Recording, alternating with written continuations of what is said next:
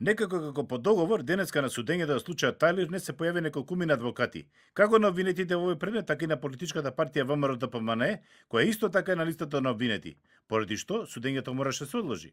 Имено, денеска не дојде адвокатот Донче Наков, кој се јавил како застапник на тужената партија.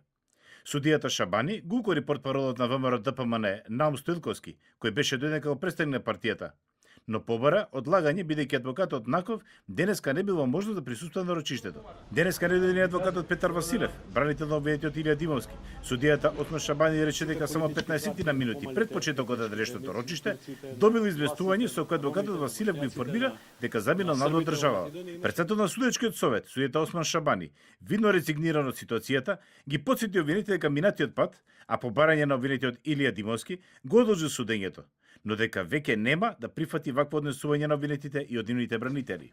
Во иднина ова нема да го толерирам. Ве предупредувам да си ги планирате обврските.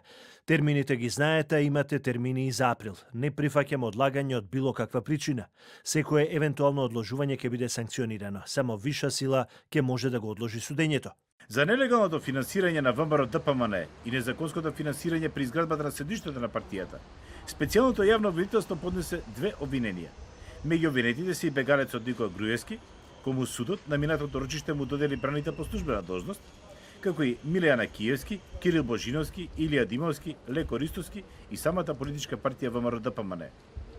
На листата на обвинети беше и името на Елизабета Чингаровска, но таа пред судење ја прифати вината и се согласи на условна затворска казна.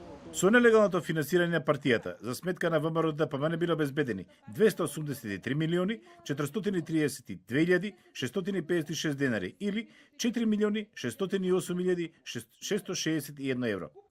А инвестицијската вредност, односно за партиската централа, биле испумпани дополнителни 424 милиони 733 242 денара или безмалку 7 милиони евра.